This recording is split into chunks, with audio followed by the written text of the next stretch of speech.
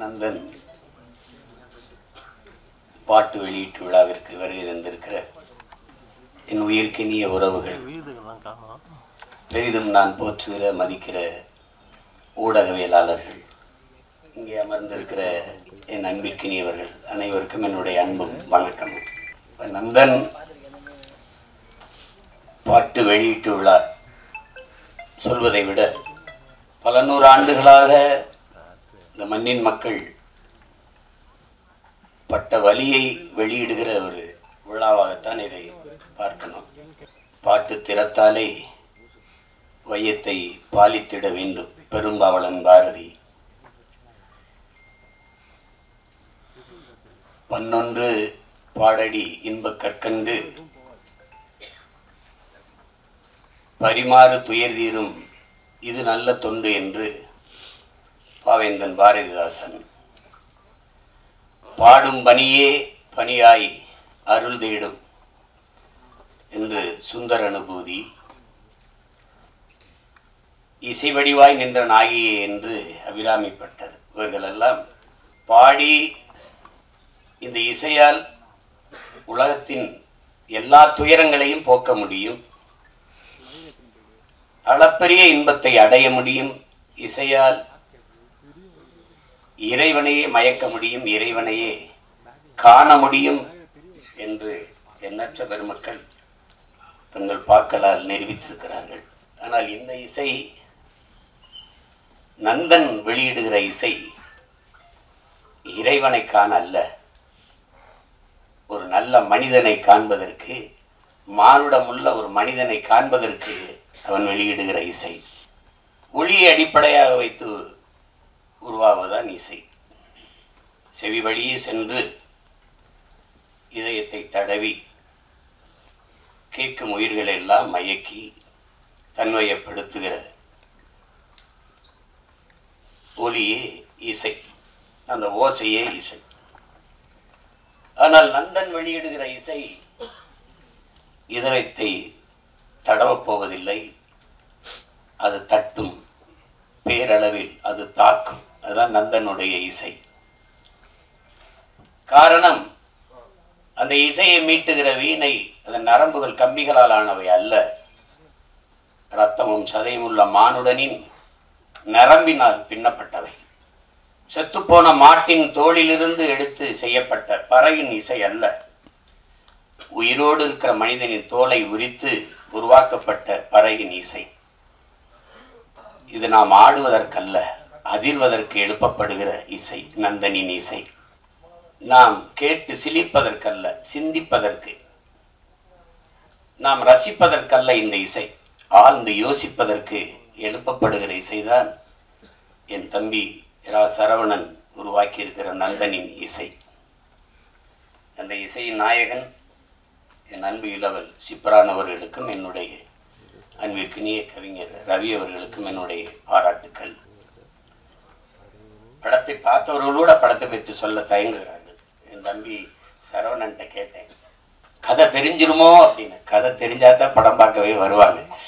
அது ஏதோ அதில் படத்தில் மறைவர்கள், அதில் பேசுறதுல கூட மறைச்சு மறைச்சு பேசுகிறாங்க. அது நீங்கள் போய் பாருங்க, நீங்கள் போய் பாருங்க அப்படின்னு சொன்னாதான் பார்க்க வருவாங்க அவங்க.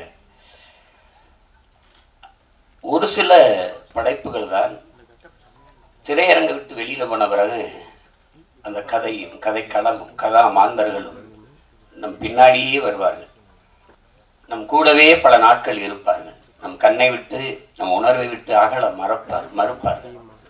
அப்படிப்பட்ட ஒரு தாக்கத்தை ஏற்படுத்திய படைப்பு தான் என்னுடைய தம்பி ரா சரவணன் அவர்களுடைய படைப்பு நந்தன். பல நூறு ஆண்டுகளாக இந்த இனம் தூக்கி சுமந்து வருகிற வழியை திரை மொழியில் பதிவு செய்யப்பட்டிருக்கு. நந்தனை எரிக்கும் போது நந்தன் எப்படி கதறி அழுதிருப்பானோ அந்த கதறல் தான், அந்த கதறல்களின் சில சிதறல்கள் தான் இந்த திரைக்காவியம். இது இங்கே தம்பி சசி அவர்கள் சொல்லும்போது இது ஆகச்சிறந்த ஒரு பதிப்பு. அது டப்புன்னு இந்த படத்தை பார்த்து அப்படி மறந்துட்டு கடந்தெல்லாம் போக முடியாது, அவ்வளவு ஒரு பதிப்பு. ஒவ்வொரு காட்சிகளும் அவ்வளவு கவனமாக பதியப்பட்டிருக்கு. இப்படிதான் நான் பார்க்குறேன். இங்கே பல நாட்கள் பார்க்கணும்னு அதை என் தம்பி சரவணன் வலியுறுத்தி நேரம் இல்லாமையால் ரொம்ப நேர நெருக்கடிகளில் பார்த்தும் கூட அந்த படம் எவ்வளவு வேலைப்பளும் என்னை விட்டு நீங்காத அந்த காட்சிகள் என்னை அழித்து கொண்டிருக்கிறது. அவ்வளவு பெரிய தாக்கத்தை அந்த படம் தந்திருக்கு. இதில் படத்தின் மாந்தர்கள் குறிப்பாக என்னுடைய தம்பி சசி, அவன் நடித்த அயோத்தி படத்தை பார்த்து நான் பாராட்டினேன். என்னுடைய அருமை சகோதரர் ட்ரைடன் தியேட்டர் அந்த ரவிதான் தயாரித்திருந்தார். அது ஒரு சிறந்த படம். ஆனால் என் தம்பி சசியாகவே இருப்பான். அதில் அது கதாபாத்திரம் அவனை நகர்த்தும். ஆனால் இந்த கதையில், இந்த படத்தில் முதல் பதிவிலிருந்து சசியை நீங்கள் மறந்து விடுவீர்கள். சசி என்ற ஒரு நடிகன் நீங்கள் இதுவரை திரையில் பார்த்த அந்த கலைஞன் இல்லை. உண்மையிலே அது கூடுப்பானையாகவே வாழ்ந்திருப்பான். அப்படி ஒரு உடல் மொழி, அவனுடைய உரையாடல் உச்சரிப்பு அவ்வளவு அருமையான ஒரு வெளிப்பாடு. அதை எவ்வளவு பாராட்டினாலும் தகும். அதற்கு பிறகு அது புதிய அறிமுகமாக இருக்கிற சுருதி அவர்களினுடைய கதாபாத்திரம், அதனுடைய பங்களிப்பு புதியவர் என்று யாரும் சொல்ல முடியாது திரையில். என்னுடைய தம்பி சமுத்திரக்கனி படத்தில் சிறிய நேரம் வந்தாலும் அதுதான் அது. இந்த சமூகம் ஒரு மானுடனை எப்படி பார்க்கணும், சக மனிதனை அப்படிங்கிறத அந்த கதாபாத்திரம் சொல்லுது. ரொம்ப ஆழமான கதாபாத்திரம். இந்த மொத்த திரைக்கதையை தூக்கி நிறுத்துகிற ஒரு ஒரு ஒரு ஒரு கதாபாத்திரம் இருக்கு. அதை நடிச்சிருக்கிறதும் என் தம்பி பாலாஜி சக்திவேல். நானும் என் தம்பி சசியும் பேசிட்டு இருக்கும்போது பாலாஜி என்னடா அப்படி நடிச்சிருக்கான் அப்படின்னு. அவன் கதாபாத்திரம் மட்டும் மொத்த படத்தையும் தாங்கி நிற்று. ஒரே தூணில் ஒரு பெரிய கட்டடத்தை தாங்கி நின்னா அப்படியோ அப்படி நிற்கிது அந்த கதாபாத்திரம். அவ்வளவு சிறப்பாக அது செஞ்சுருக்காங்க. அது சும்மா சொல்ல முடியாது. தம்பி ஜிப்ரான் அவர்களுடைய இசை, தம்பிக்கு சமுத்திரக்கனி குறிப்பிட்டது மாதிரி ஒரு அழகான நிறைய பூக்களை வச்சு கோர்க்கிற போது ஒரு நார் தான் அதை தாங்கியிருக்கும். அது மாதிரி நிறைய காட்சிகள் அவருடைய இசையால் அப்படி அது அந்த அந்த தாக்கத்தை மிக அருமையாக பின்னணி இசையில் அவ்வளவு அருமையாக செஞ்சுருக்காரு. அதை ரொம்ப யோசிச்சு தான் முடிவெடுத்துருக்காங்க. ஜிப்ரான் தான் அது. ஏன்னா பின்னணி இசையில் ஒரு படத்தை தூக்கி நிறுத்துகிற ஆற்றல் ரொம்ப அரிதினும் அரிது. அது உலகத்திலே ஆகச்சிறந்த ஒரு இசை மேதை உண்டென்றால் அதற்கு நம்முடைய அப்பா இளையராஜா அவர்கள் தான். இன்னைக்கு அவருக்கு அடுத்து நிறைய இளவல்கள் வந்துட்டாங்க. இந்த மாதிரி அதை திரைக்கதையை இசையால் தூக்கி சுமந்து போகிற ஒரு ஆற்றல் மிக்க இளைஞன் தம்பி ஜிப்ரான் அவர்கள். அவருடைய படைப்பு, ஒளிப்பதிவாளர் சரண், கலை இயக்குநர்கள் எல்லாம் சிறப்பாக செய்திருக்கிறார். ஒரு அந்த புதிதாக நடித்திருக்கிற இப்போ இருக்கிறாங்க நிலா, சுதாகர், அவங்கெல்லாம் தொழில்முறை நடிகர்கள் இல்லை. ஊரில் இருக்கிறவங்க ஒருத்தர் கூட ஒரு தவறாக ஒரு எப்படி சொல்கிறது முகபாவத்தை தந்திருக்க மாட்டாங்க. எல்லாம் உரிய அளவில் பிரமிச்சிருவீங்க நீங்கள். இந்த மாதிரி நேர்த்தியான படங்கள் ரொம்ப நாளாச்சு. நம்முடைய வணக்கத்திற்குரிய ஐயா மகேந்திரன், என்னுடைய அப்பா பால்மேந்திரா, அப்பா பாரதி ராஜா, இவருடைய படங்களில் தான் அவ்வளோ பெரிய நேர்த்தி இருந்தது, அவ்வளோ ஒரு தாக்கம் இருந்தது. ஆனால் சில படங்கள் பொழுதை போக்கும். அதுக்கு வரியே நம்ம கேளிக்கை வரின்னு தான் விதிக்கிறோம். அது பொழுது போக்கும். ஏதாவது ஒரு அரிதிலும் அரிதான படங்கள் தான் பொழுதை நல்ல பொழுதாக ஆக்கும். இது ஆகச்சிறந்த பொழுதாக அந்த 2 மணி நேரம் 5 நிமிடத்தை சிறந்த பொழுதாக ஆக்குகிற ஒரு திரைக்காவியம் தான் நந்தன். அது என் தம்பி இதுக்கு முன்னாடி கத்துக்குட்டி இந்த உடன்பிறப்புலாம் எடுத்திருந்தாலும் கூட இந்த 3வது பதிப்பு மிக முத்தான பதிப்பு அப்படிதான் நான் பார்க்குறேன். அது திரையரங்கு படம் முடிச்சுருந்தாங்க. ரொம்ப அவசரமாக போனாலும் நான் போகவே இல்லை. என்னுடைய மனைவியெல்லாம் அந்த கடைசி காட்சியிலேருந்து திரும்பிக்கிட்டு அழுதுகிட்டு இருந்தாங்க. அது அவ்வளவு நெகிழ்ச்சியாக இருந்தது. அது அவங்களுக்கு இவங்கெல்லாம் சொல்ல பயப்படுவாங்க கதையை. நான் சொல்கிற கதை மிக ஆழமான கதை. தமிழ் நிலத்தில் மட்டும் இல்லை, இந்திய பெருநிலம் முழுமைக்கும் இன்றும் நம்மோடு இருக்கிற சக மனிதர்கள், நம்மை போல எலும்பு நரம்பு ரத்தம் சதை பசி உறக்கம் கனவு கண்ணீர் கொண்ட சக மனிதர்கள் எவ்வளவு தூரம் இந்த மண்ணிலே நசுக்கப்படுகிறார்கள், ஒடுக்கப்படுகிறார்கள், ஒதுக்கப்படுகிறார்கள் என்பதை உணர்த்துகிற ஒரு ஒப்பற்ற திரைக்காவியம்தான் இந்த நந்தன். நாட்டின் இன்னைக்கு பொருளாதார அடிப்படையில் இடஒதுக்கீடை நாம் பேசுகிறோம், நாம் வரவேற்கிறோம். ஆனால் இடஒதுக்கீடு ஏன் கொண்டு வரப்பட்டது அப்படிங்கிறத நீங்கள் அறிவார்ந்த என் உறவுகள் நீங்கள் சிந்திச்சு பார்க்கணும். சீமான் இந்த தெருவில் போகக்கூடாது என்றது ஏழை என்பதற்காக அல்ல. என் உடன் பிறந்தவர்களே, இந்த கோயிலில் நான் நுழையக்கூடாது என்பது நான் ஏழை என்பதற்காக அல்ல. இந்த குளத்தில் நான் குளிக்கக்கூடாது என்பது நான் ஏழை என்பதற்காக அல்ல. நான் எளிமகன், ஈன சாதி, தாழ்ந்தவன், தீண்டத்தகாதவன் என்பதற்காக. எதன் பொருட்டு இங்கே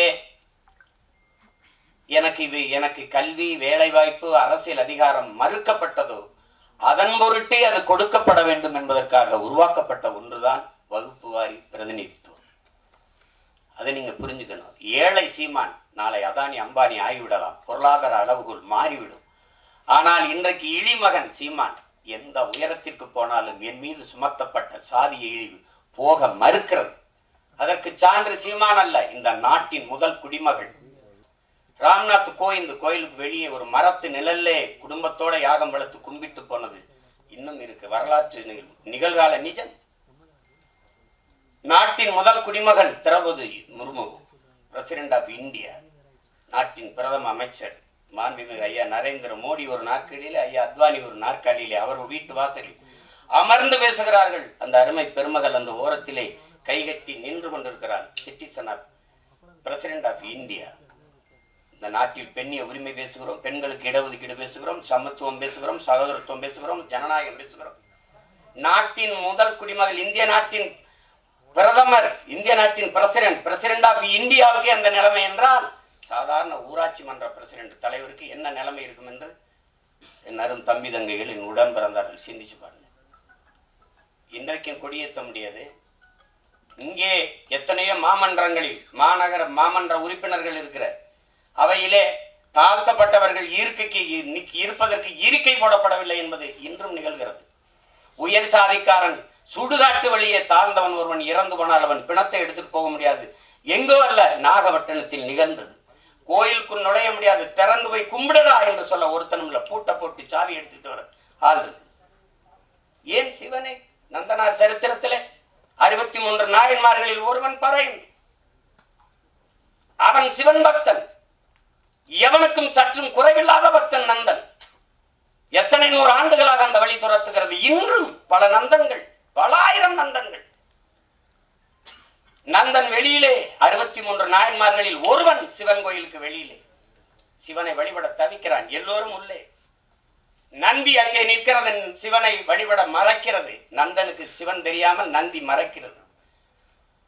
அதை பார்த்த சிவன் நந்தியை நகர்த்தி வைத்தான் என்பது வரலாறு, கதை. அப்போது என்ன கேட்க தோன்றும்? எந்த ஒரு மானுடனுக்கும் ஒரு கேள்வி எழும் இல்லையா? நந்தியை நகர்த்தி வைத்த சிவன் நந்தா உள்ளவாடா என்று ஏன் கூப்பிடல? இந்த கேள்வி எழுமா இயலாத? அப்ப இறைவனுக்கும் தீண்டாமை இருந்ததா? நீனும் சாதிய பாகுபாடு பார்த்தாயா? பாருங்க, இந்த கேள்விதான் படம், நந்தன் படம். சாதிய இழிவை துடைத்தெறிய போராடாமல் இருப்பதை விட செத்து ஒழிவதே மேலானது. அண்ணல் அம்பேத்கர். இந்த வார்த்தையில வலி இருக்குதா? அதை உணர முடியுதா?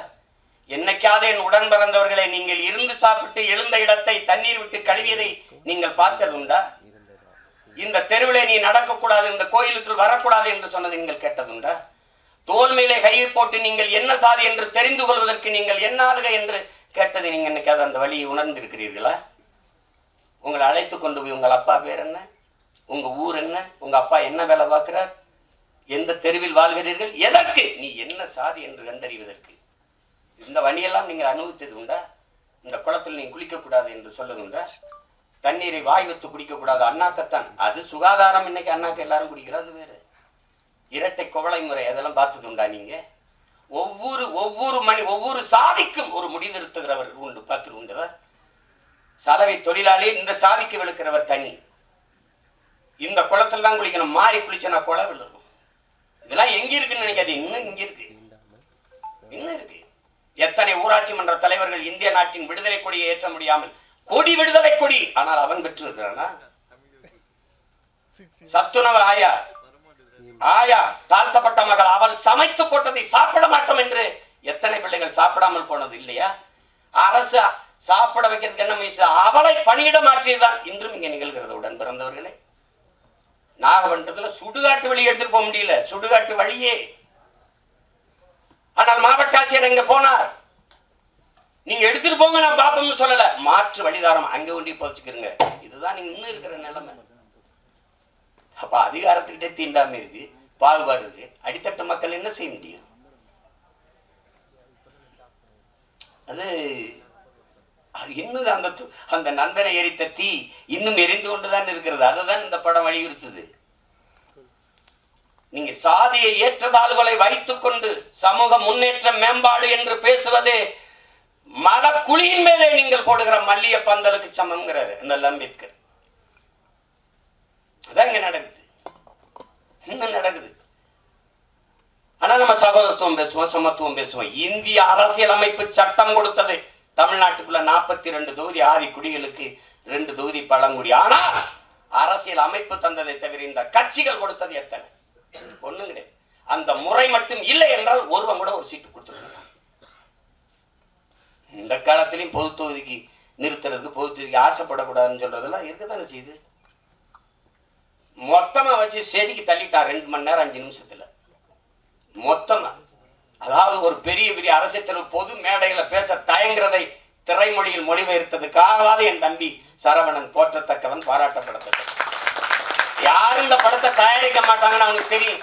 இந்த கதையை சொன்னா ஏத்துக்க மாட்டான், பயப்படுவான். ஆனால் பயப்படாம துணிஞ்சு அவன் என்ன பெரிய கோடீஸ்வரன், பிச்சை எடுத்து அங்கே 1000 வாங்கியிருப்பான், இங்கே 2000 வாங்கியிருப்பான், இங்கே 1 லட்சம் வாங்கியிருப்பான், 50,000 இருப்பான். அதை சேர்த்து வச்சு குருவி சேர்த்த மாதிரி வச்சு இந்த படத்தை எடுத்துட்டான். அந்த படத்தை எவ்வளவு திறமை இருந்தாலும் வாய்ப்பில்லை என்றால் அது வெளிப்படாது.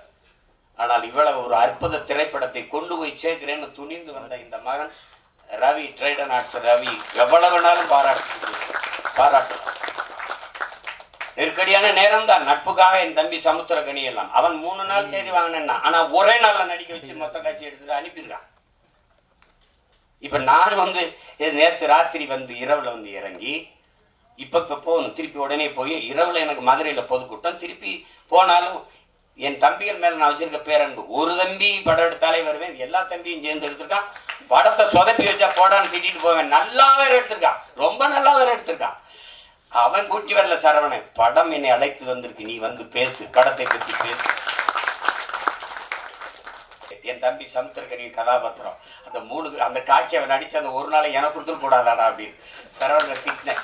சசிகிட்டு கூட சொல்லிட்டேன், அந்த கதாபாத்திரத்தை என்ன நடிக்க வச்சிருக்கலாம்லடா. ஏன்னா நான் தான் அவன், என்னுடைய கதாபாத்திரம் தான் கனி நடிச்சிருக்கான், அருமையா நடிச்சிருக்கான். அவன் அப்பப்போ அப்படி எங்கேயாவது அவன் போகிறான். இப்போ நான் எனக்கு ரொம்ப பொழுதுனா விஜய் சூப்பர் தான் பார்ப்பேன். என் மகன்கிட்ட வீட்டு திரை போடலாம்னா, அப்போ தெலுங்கு டப்பிங் படத்துக்குலாம் எதுக்குப்பா வீட்டு திரைன்னு கேட்குறான். அந்த மாதிரி பார்ப்பேன். அதில் எந்த படம் பார்த்தாலும் என் தம்பி இருக்கான். மகேஷ் பாவோட நடிக்கிறான், ரவி தேஜாவோட சண்டையை போடுறான், அங்கே பார்க்குற எல்லாரோட இருக்கான். நான் சொன்னேன், சசியா எப்போ எந்த படத்துலையும் இருக்கான்டா அவன். அவங்க கேமரா இல்லாமல் கூட போனாலும் போவாங்க. இவருக்கு தம்பி கனி இல்லாமல் படப்பிடிக்க போக மாட்டாங்க. அந்த நேரத்திலையும் பார்த்தா இப்போ சொல்லிட்டு இருப்பான், காலையில் 6 மணிக்கு தூங்காமல் குளிச்சுட்டு வந்துருக்கான். அண்ணன் தூங்கிடுவா கொஞ்சம் நேரம் கேட்குறான். இப்போ திருப்பி அவன் தேனிக்கு போகணும், நான் மதுரைக்கு போகணும். அத்தனை ஓட்டங்களுக்கு இடையில ஒரு கொஞ்சம் நேரம் நில்லுங்கடான்னு இந்த படம் நிறுத்தி வச்சிருக்குன்னா அது காரணம் அந்த படத்தில் இருக்கிற ஆக்கம் தான். நான் சும்மா சொல்ல, நல்லா இருக்குன்னா நல்லா இருக்கு, நல்லா இல்லைன்னா அப்புறம் போயிட்டு பேசட்டா. என் தம்பி பொண்ணு பார்க்க போன கதை தான் சொல்லுவாங்கல்ல, நான் போயிட்டு வரட்டா அப்படின்னு. நீங்க இது எவ்வளவு காலத்தில் இருந்து இருக்குது பாருங்க. இன்னைக்கு நேற்று நம்மளை தொடரல. பிறப்பு ஒக்கும் எல்லா உயிருக்கும் என்று பாட வேண்டிய தேவை ஏன் வள்ளுவ பெருமகனாருக்கு வந்தது? பகுத்துண்டு பல் உயிர்கள் ஓம்புக என்று ஏன் சொல்ல வேண்டிய அவசியம் வந்தது? சாதி இரண்டொழிய வேறில்லை சாற்றுங்கால் நீதி வழிவா நெறிமுறையில் மேதினியில் இட்டோர் பெரியார் இடாதார் இழிகுலத்தோர் பட்டாங்கில் உள்ளபடி என்று பாட வேண்டிய அவை பெருமாட்டிக்கு ஏன் வந்தது? பறச்சியாவதேதடா பணத்தியாதேவதா இறைச்சி தோல் எலும்புலே இலக்கமிட்டு இருக்குதோ என்று பாட வேண்டிய சித்தர் சிவாக்கிற்கு ஏன் வந்தது? எதுக்கு வருது? யாரு மேல கீறினாலும் ரத்தம் ஒண்ணுதான், ஆக மொத்தம் நீ நானும் 10 மாதம் தான். தாத்தா பட்டுக்கோட்டைக்கு ஏன் வந்தது? சாதிகள் இல்லையடி பாப்பா குல தாழ்ச்சி உயர்ச்சி சொல்லால் பாவம் நீதி உயர்ந்த மதிகல்வி அன்பு நிறைய உடையோர் மேலங்கிறான். யாரு? பாரதி. என்ன எல்லாம் கேட்பான், பாட்டன் பாரதிங்கிற விஷயமானுக்கு எப்படி பாரதி பாட்டன் ஆயிட்டா அப்படின்னு. இப்போ வெறிவர் மலையா பெரியாரது எல்லாருக்கும் தந்தையா இருக்கும்போது பாரதி எனக்கு பாட்டனா இருக்குல்ல, என்ன உங்களுக்கு பிரச்சனை? என்ன பிரச்சனை? சோனியா காந்தி அன்னையா இருக்கும்போது பாரதியும் எனக்கு பாட்டனாவும் ஊவேசா எனக்கு தாத்தாவா இருக்குல்ல, என்ன பிரச்சனை? சாதிகள் இல்லையடி பாப்பா என்று பாடியவனை பாப்பான் என்று சொல்லிக் கொடுத்தவன் எவங்க? எப்படி இருக்கு? ஆழ்ந்து போங்க, வலிக்கும், இறங்குங்க. நான் இப்படித்தான் என் வீட்டு வாலி விழுந்துருச்சுன்னு தான் கிணத்துக்குள்ள குதிச்சேன். மூழ்கி போகும்போது என் பரம்பரையே உள்ள கிடக்குன்னு தெரிஞ்சு முதல்ல என் வாலி எடுக்கத்தான் இறங்கினேன் நான் கிணத்துக்குள்ள. உலங்க பாருங்க, இருட்டறையில் உள்ளதா உலகம், சாதி இருக்கின்றதென்பானம் இருக்கின்றான் என்றான் புரட்சி பாவலன். பாருங்க, தமிழுக்கு அமுது என்று பேர், அந்த தமிழ் இன்பத்தமிழ் எங்கள் உயிருக்கு நேர்ந்து பாடிய பாரதிதாசன் புரட்சி பாவலன். தமிழ் வளர்த்தல் ஒன்று, சாதி ஒழித்தல் மற்றொன்று என்று பாடல. சாதி ஒழித்தல் ஒன்று, நல்ல தமிழ் வளர்த்தல் மற்றொன்று. நான் முதல்ல ஒழிக்கணும்டா சாதி என்ன. கடவுள் வரி, சமய வரி, கண்ணன் நிகர் தமிழுக்கு நோய் நோய் நோயே, இடை வந்த சாதி எனும் இடர் ஒழிந்தால் ஆள்வது நம் தாய் தாய் தாயேன்னா அதை ஒழிக்கணும்டா அப்படின்னா. அப்புறம் எங்கிட்ட சகோதரத்துவம், சமத்துவம், ஜனநாயகம் ஏன் பேசுற? ஏன் பேசுற? மக்கள் அப்படி இருக்கானா? இல்ல. அயோத்தியில ஒரு பொது தொகுதியில் அகிலேஷ் யாதவ் ஒரு தாழ்த்தப்பட்ட தமிழ் ஒரு மகனை நிறுத்தி பொது தொகுதியில் வென்றான். மக்கள் சரியாக இருக்கான். 21 தேர்தலில் 16 இடங்கள் பொது தொகுதியை கொடுத்த ஆதி தமிழ் குடிகளுக்கு. என்னாரும் சொந்தங்களை உங்கள்ட்ட சொல்றேன், நீங்க வேணா எடுத்து புள்ளி வரங்களை பாருங்க. நான் பொது தொகுதியில் ஆதி தமிழ் பிள்ளைகளை நிறுத்திய இடத்தில் தான் எனக்கு வாக்கு அதிகம். நீங்க எடுத்து பாருங்க வேணா புள்ளி விவரங்களை. அப்ப மக்கள் சரியா இருக்காங்க, நீ சரியா இல்ல. எல்லா வழியும் மொத்தமா ஒரு படம் பேசுதுன்னா அது நந்தன் பேசுது. அந்த படத்துக்கு பேர் பொருத்தம் அப்படி இருக்கு. நந்தனார் சரித்திரம் நீங்க அது பார்த்துருக்க முடியும். இப்ப அப்பெல்லாம் நாடகமா கூட வந்துச்சு, இப்ப இல்ல. அதுதான் அந்த நந்தனை எரித்த தீயில் ஒரு ஒரு கொஞ்சம் எடுத்துட்டு வந்துதான் எரிய விட்டுருக்கான் என் தம்பி. அந்த நந்தன்ல கைரேகை வச்சிருக்கான் பாருங்க. கல்வி அறி வெற்ற சமூகம், படிக்க பள்ளிக்கூடம் கல்வி என்ன சொல்றது, கல்வி வரவே மறுத்த சமூகம் நாங்க. SC ST schedule tribes, SC Paraiyar Devendrar எல்லாருக்கும் இடஒதுக்கீடு இருக்கு. 18 விழுக்காடுங்க. கம்யூனிட்டி சர்டிபிகேட் இருக்கா? சாதி சான்றிதழ் இருக்கா?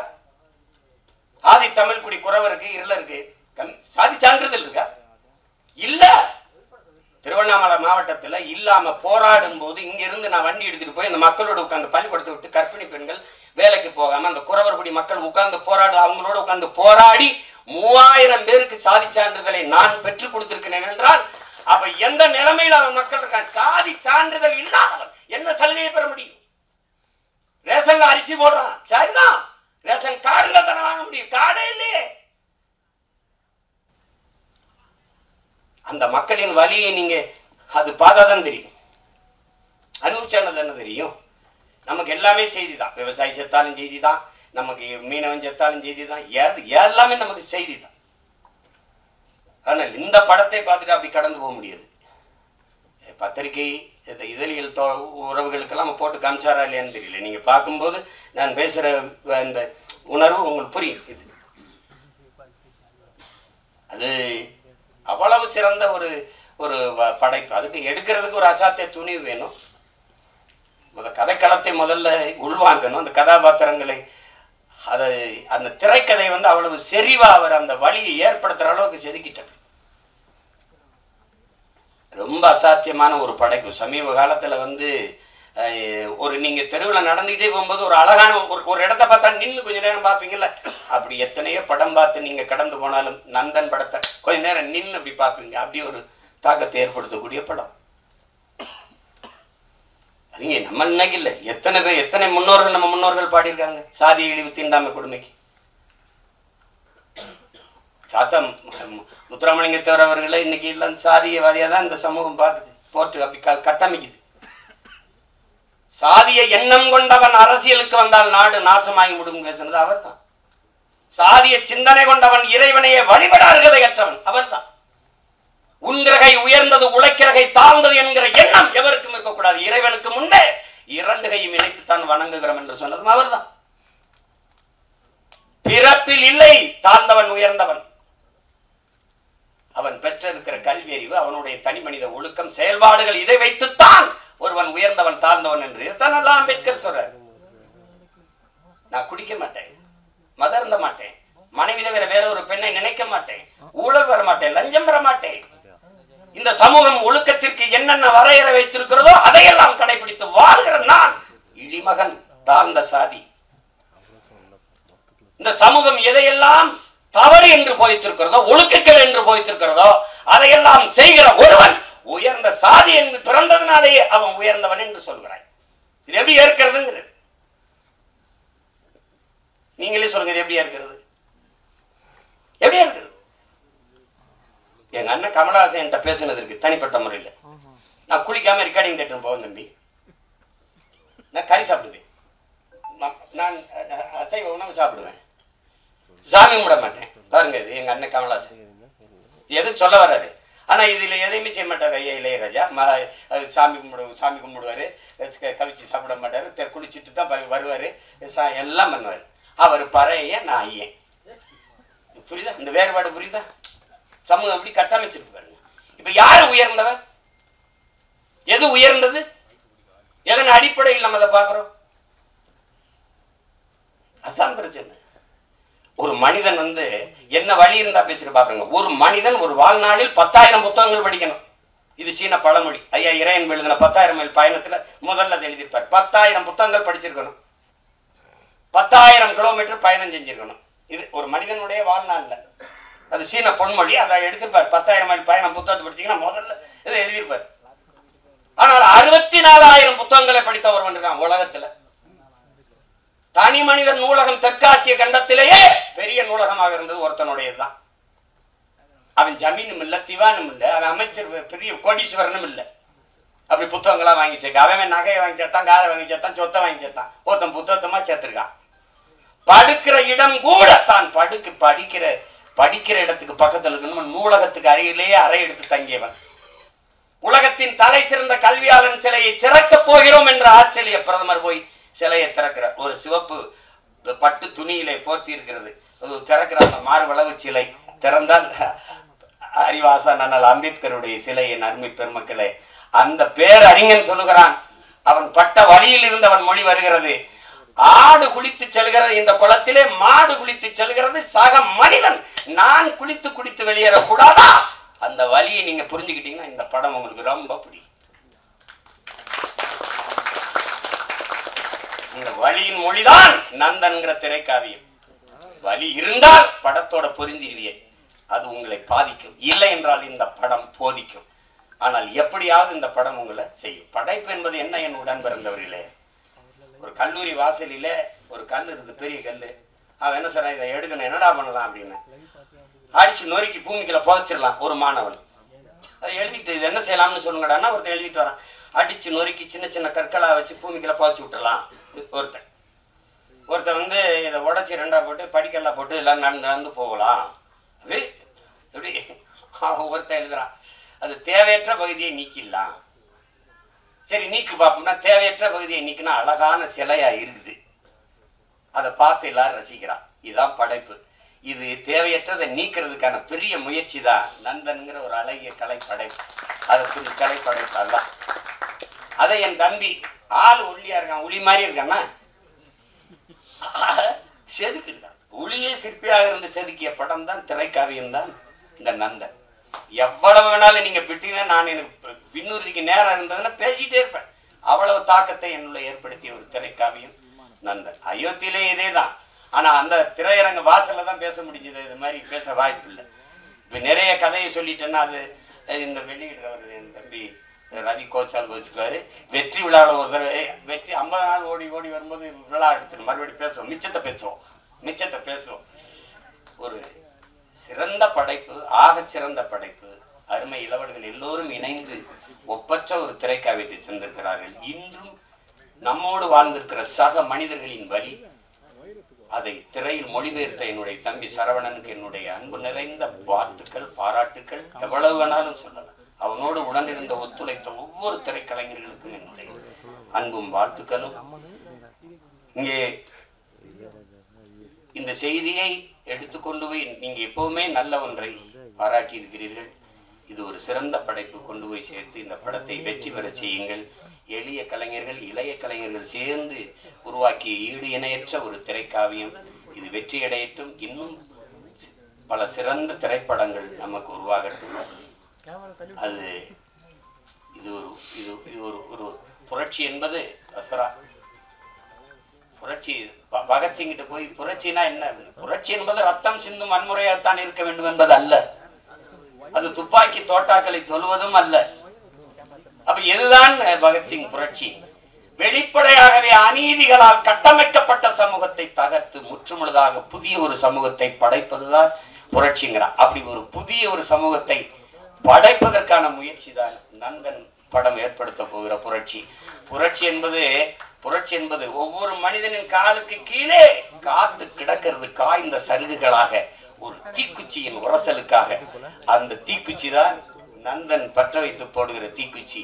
அன்பிற்குரியவர்களை, புரட்சி தீ பற்றி எரியட்டும். மாற்றம் என்பது மானுட தத்துவம். மாறாது என்ற சொல்லை தவிர மற்றவை அனைத்தும் மாறிவிடும். மாறுவோம், மாற்றுவோம்.